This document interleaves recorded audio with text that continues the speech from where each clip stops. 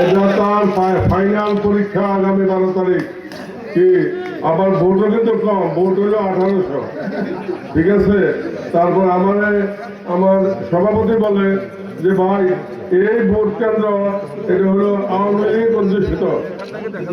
ভাই আওয়ামী লীগ তো ভোটে নাই, ভোটে আছে বাট মাঠে আছে, বাড়িতে আছে, ঘরে আছে, আছে তো দুষ্কৃতিকারী আওয়ামী লীগ চলে গেছে না। তো যারা মাঠে ঘাটে আছে তারা কি স্বাধীনতার বিপক্ষে শত্রুকে ভোট দেবে? তারা কি অন্য দলকে ভোট দেবে? কোনো কারণ আছে? এই ওনাদেরকে সাথে নেওয়া আগামী 12 তারিখ আমাদেরকে দানের শেষে ভোট দেবেন। আজকের এই নারীদিয়া বিএনপি কর্তৃক আয়োজিত নির্বাচনী সভার, নির্বাচনী প্রচার প্রচারণা সভার সম্মানিত সভাপতি, আমার এই উত্তরদা ইউনিয়নের বিএনপি সভাপতি ইসমাইল ভাই, এসআক ভাই, ইসমাইলের হেতা ছোট ভাই, ইসমাইলের হেতারা এসআকগুলোর হেতারা, ঠিক আছে না। উপস্থিত আছেন বিএনপি সেক্রেটারি, উপস্থিত আছেন আমাদের কেন্দ্র থেকে আগত আমাদের মৎস্যজীবী দলের আরেক নেতা, আমাদের সদস্য সচিব জনাব রহিম ভাই, উনিও উত্তরদার আমাদের কৃতি সন্তান। উপস্থিত আছেন জিআরসিটি সংসদের লালু ভাই, উনিও উত্তরদার কৃতি সন্তান। তারপরে আমাদের এখানে অনেক শাহজাহান ভাই আছেন, তারপর অনেক বড় বড় নেতারা কিন্তু এই উত্তরদার। প্রিয় মা ও বোনেরা, আজকে আপনারা আমার জন্য দীর্ঘক্ষণ যাবত অপেক্ষা করতেছেন। আমি আপনাদেরকে এই উপস্থিতির জন্য কৃতজ্ঞতা জানাচ্ছি। আমি শুধু আপনাদেরকে অনুরোধ করতে চাই, অনেকগুলা দল এই নির্বাচনে অংশগ্রহণ করছে, অনেক প্রার্থী আছে, স্বতন্ত্র আছে, দলীয়ভাবে আছে। আমি আমার দল বিএনপির পক্ষ থেকে দানের সেই প্রতিজ্ঞা কুমিল্লা 9 লাকসা মনোরঞ্জ আসনে প্রতিদ্বন্দ্বিতা করছি এই ত্রয়োদশ জাতীয় সংসদ নির্বাচনে। আমি আশা করি আমার সামনে যারা আছেন এরা আমার দলের, আমার মা, আমার বোন, আমার ভাই এবং আপনাদের বাড়ি ঘর আত্মীয় যারা আছে, এরা যদি উপস্থিত থাকে এই দানের কেন্দ্রের 90% ভোট বিএনপি পাবে, পাবে না? আপনারা যারা উপস্থিত আছেন মানুষের কাছে ভোট চাইবেন, কেন বিএনপিকে ভোট দেবে, আবার কেন ওই নাম্বারে ভোট দেবে না, আমাদের প্রতিপক্ষকে ভোট দেবে না। এগুলা জারিগান সারিগানের মতো একটা খণ্ডন। আপনার যুক্তি দিবেন, পরামর্শ দিবেন যে ভাই এই জন্য আমাদেরকে ভোট দেবেন। তা আমাদেরকে কেন ভোট দেবেন আমি সংক্ষিপ্ত একটু বিবরণ দিই। এটা না, এটা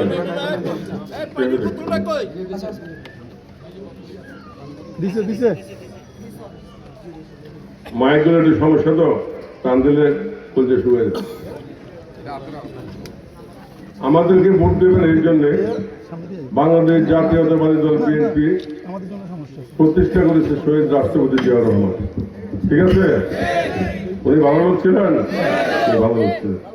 শহীদ রাষ্ট্রপতি জিয়াউর রহমান স্বাধীনতার ঘোষক ছিলেন, ঠিক আছে। স্বাধীনতার যদি শহীদ রাষ্ট্রপতি জিয়াউর রহমান ঘোষণা না দিতেন সেদিন যে স্বাধীন হতো না সন্দেহ আছে। শহীদ রাষ্ট্রপতি জিয়াউর রহমান গণতন্ত্রের প্রবক্তা ছিলেন। শহীদ রাষ্ট্রপতি জিয়াউর রহমান মুক্তিযুদ্ধকালীন সময়ে সম্মুখ যোদ্ধা ছিলেন এবং মুক্তিযুদ্ধের মহানায়ক ছিলেন। তাহলে এই যে বাংলাদেশ, লাল সবুজের বাংলাদেশ, জিয়াউর রহমানের হাতে গড়া বাংলাদেশ, তাহলে আমরা চেষ্টা করছি। তারপরে আসেন আমাদের দেশ নেত্রী বেগম খালেদা জিয়া, আপসহীন নেত্রী, তিনবারের প্রধানমন্ত্রী। এই যে আজকে আমরা এখানে মা, বোন, ছেলে, পুরুষ, মহিলা একসাথে মাঠে বসে নির্বাচনী প্রচার প্রচারণা সভা শুনতেছি, আমরা বিগত 17 বছরে পারছি নাই, কারণ দলটা একটা ফ্যাসিস্ট সরকারের হাতে চলে গেছে। এই জন্যে আপনার স্বাধীনতা ছিল না, আপনার গণতান্ত্রিক অধিকার ছিল না, নির্বাচনে ভোট দেওয়ার অধিকার ছিল না।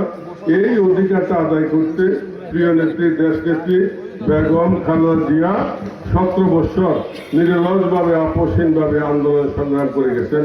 উনি নিজে 7 বছর জেল খেটেছেন বিনা অন্যায়। জেলখানায় উনি বিনা চিকিৎসায় মৃত্যুর দিকে ঠেলে পড়েছেন। 111 তথাকথিত আন্দোলনে আমাদের প্রিয় নেতা জনাব তারেক রহমান, দেশনেত্রী বেগম খালেদা জিয়া আরাফাত রহমান কোকোকে নির্যাতন এমনভাবে করা হয়েছে, আরাফাত রহমান কোকো মালয়েশিয়াতে মৃত্যুবরণ করেছেন। আমাদের প্রিয় নেতা, আমাদের চেয়ারম্যান জনাব তারেক রহমান 18 বছর লন্ডন থেকে এই দলটাকে পরিচালনা করে আসছেন।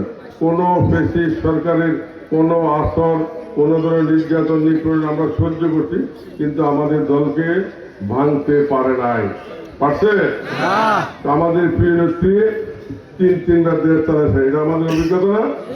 রাষ্ট্র পরিচালনায় বিএনপির অভিজ্ঞতা বারবার। এই জন্য আমাদেরকে ভোট দেবেন। আপনারা যখন চায়ের দোকানে বসে ঠুকুর মারবেন, চা খাবেন, তুই আমাকে এই জন্য ভোট দিবি, আমার রাষ্ট্র পরিচালনার অভিজ্ঞতা আছে।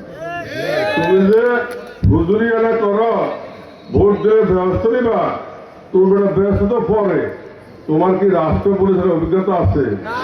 ইউনিয়নের চেয়ারম্যান ছিল, জেলার ডিসি ছিল না, তো একটা অনভিজ্ঞ লোকের হাতে কি ক্ষমতা দিবেন? দিলে কি দেশ থাকবে? এই কথাটুকু হইলে তো বা যদি আমার মা বোনেরা বুঝে, তাহলে কি ব্যস্ত টিকিটের কাছে যাবো না এটা রাষ্ট্রের কাছে যাবো? আজকে আরেকটা জিনিস দেখেন, ওনারা মা বোনদেরকে ইজ্জত সম্মান দেওয়া ব্যবস্থা পাঠাই দিল। আর আমার প্রিয় নেতা বলেছেন, আমাদেরকে ভোট দিলে আমরা নারী অধিকার প্রতিষ্ঠা করব। আমরা নারী অধিকার, নারীকে সম্মান, নারীকে রাষ্ট্রীয় মর্যাদা আমার চেয়ারম্যান জনাব তারেক রহমান দেশে যদি প্রত্যাবর্তন করেছেন সেদিনে বলেছেন, এবং তার আগেও আমাদের প্রিয় নেত্রী দেশ নেত্রী বেগম খালেদা জিয়া নারীর অধিকার প্রতিষ্ঠা করেছেন 1991 সাল থেকে। সেটা আমাদের সেই ধীরে ধীরে শুরু করা। আজকে আপনার যতটুকু আছে এটা বিএনপির অবদান, এটা অন্য কোনো সরকারের কোনো অবদান নয়। প্রিয় মা বোনেরা, আমরা আগামী দিনে আপনাদের ভোটের ক্ষমতা আসলে ইনশাআল্লাহ, আমার সাংবাদিক কই, ফ্যামিলি কার্ড কই,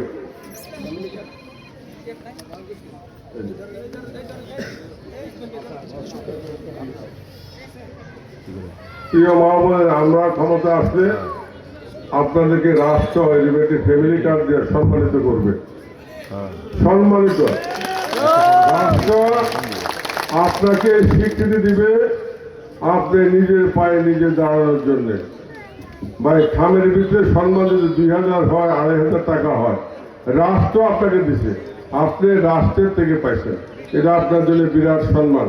এটা হলো ফ্যামিলি সাপোর্ট কার্ড হিসেবে আমরা প্রতি মাসে 5 বছর মেয়াদি আমাদের মা বোনদেরকে প্রতি পরিবারে একটি করে কার্ড আমরা দেব, যাতে মা অথবা বড় বোন তার পরিবারে সাপোর্ট হিসেবে কাজ করতে পারেন, অথবা ধীরে ধীরে উনি নিজের পায়ে স্বয়ং সম্পন্ন হতে পারেন। তারপরে আমাদের আছে কৃষক ভাইদের জন্য কৃষি কার্ড। কৃষক কার্ডের বিনিময়ে কৃষক ভাইরা ন্যায্য মূল্যে বীজ, সার, কীটনাশক থেকে শুরু করে যাবতীয় উপকরণ কিনতে পারবেন। ন্যায্য মূল্যে কিনতে পারলে খাওয়া দাওয়া বা উৎপাদনের খরচ কম হবে। উৎপাদনের খরচ কম হলে আপনি কম দামে বিক্রি করতে পারবেন। আপনি কম দামে বিক্রি করলে আমরা কম দামে কিনতে পারবো। এবং আপনাদের আশেপাশে যে খাল, নদী, নালা আছে, এগুলো আমরা পুনরুদ্ধার করে আমরা এগুলো ব্যাপক সংস্কার করব, যাতে সেই নদী এবং খালে সুইচ গেটের মাধ্যমে পানি আমরা 12 মাস পানি সংরক্ষণ করব। যেই পানি দিয়ে আমার কৃষক ভাইরা চাষাবাদ করবেন। এবং বড় নদী যদি আপনাদের পাশে থাকে, নদী আছে নাকি? আছে। নদীর পাড়, খালের পাড় আমরা বেঁধে দেবো, যাতে কেউ দখল করতে না পারে। এটা পার্কের মতো, লেকের মতো আমরা এভাবে এত সৌন্দর্য বর্ধন করব, রক্ষণাবেক্ষণের দায়িত্ব দেব। যেই গ্রামে যতটুকু জায়গা ততটুকু, যুব সমাজ, আমাদের শিক্ষিত সমাজকে এটা রক্ষণাবেক্ষণের দায়িত্ব ওই গ্রাম আমরা তাদেরকে দেব। এইভাবে আমরা আগামী দিনে নতুন বাংলাদেশ বিনির্মাণ করতে চাই। প্রিয় মা বোনেরা, আপনাদের জন্য আছে আমাদের স্বাস্থ্য বা চিকিৎসা সেবা। আমরা প্রতি পর্যায়ক্রমে বাংলাদেশের প্রত্যেকটি গ্রামে একটি করে স্বাস্থ্য ক্লিনিক গঠন করে, পল্লী ক্লিনিক এটা আমাদের নাম, পল্লী ক্লিনিকের মাধ্যমে সরকারি অভিজ্ঞ ডাক্তার দ্বারা আপনার চিকিৎসা আপনার গ্রামে আমরা পৌঁছে দেবো ইনশাআল্লাহ। আজকে যাতে চিকিৎসার জন্য তাৎক্ষণিক কোনো বড় হসপিটালে যেতে না হয়, তার বাহিরে আছে আমাদের যোগাযোগ ব্যবস্থা। এই যে যোগাযোগ ব্যবস্থার মধ্যে আসেন রাস্তাঘাট, খাল, কালভার্ট, ব্রিজ, তাই না? যোগাযোগ ব্যবস্থা যদি না থাকে তাহলে আপনার এলাকা উন্নতি হবে না। আমি এখানে নারীদিয়া 5 পুকুরিয়া ব্রিজ, এটা কোথায়? এখানেই তো, এটা ভেঙে গেছে নাকি? এখন যোগাযোগ বিচ্ছিন্ন। কার লগে কার কানেকশন? নারীদিয়ার সাথে কার? রাজাপুর, লাকসাম, কিলা। এই যে যোগাযোগের কাটেল হয়ে গেল না, এটা কি আমরা ওই একত্রে আছে নাকি যে পাকিস্তানি আইব আমরা বর্ডার ভেঙে দিলাম? ইনশাল্লাহ আমরা ক্ষমতায় আসলে ইনশাল্লাহ আমরা এটা অগ্রাধিকার ভিত্তিতে এই ব্রিজ করতে তারেক রহমানের থেকে বা সরকার থেকে টাকা, এই সরকারি টাকায় ইমার্জেন্সি ফান্ড বলে। আমার আগামী দিনের প্রধানমন্ত্রী জনাব তারেক রহমান আমাদের মধ্যে নির্দেশনা হলো যেই কেন্দ্র, আপনারা তো নারীদের কেন্দ্র, এই কেন্দ্রবাসী নাগরিক অসুবিধা কি? প্রথম নাগরিক অসুবিধা হলো নারীদিয়া 5 পুকুরিয়া ব্রিজ। এরকম 10টা ছোট ছোট ছোট ছোট সমস্যা আপনারা বলবেন, আমরা এগুলা প্রথম 6 মাসে ইনশাল্লাহ শেষ করবো। তাহলে আপনারা যদি আমাদেরকে 12 তারিখে ভোট দেন, 6 মাসের মধ্যে যদি ব্রিজটা হয়, এর বাহিরেও আরো যদি কিছু থাকে, নারীদিয়ার আমাদের নেতৃবৃন্দ আছে, মা বোনরা আছেন, সবাই আপনারা সামাজিকভাবে বসে আমাদেরকে লিস্ট দিবেন। আমরা এটা পর্যায়ক্রমে না, তবে টাইম লিমিট 6 মাস, এর মধ্যে খতম। তারপরে আমাদের রাষ্ট্র কাঠামো, আমাদের তারেক রহমান যে বলছেন আই হ্যাভ এ প্ল্যান, সে তারপরে আমরা 3 থেকে 6 মাসের মধ্যে আমরা এই যে ফ্যামিলি কার্ড, কৃষি কার্ড থেকে শুরু করা, শিক্ষা খাতে বরাদ্দ,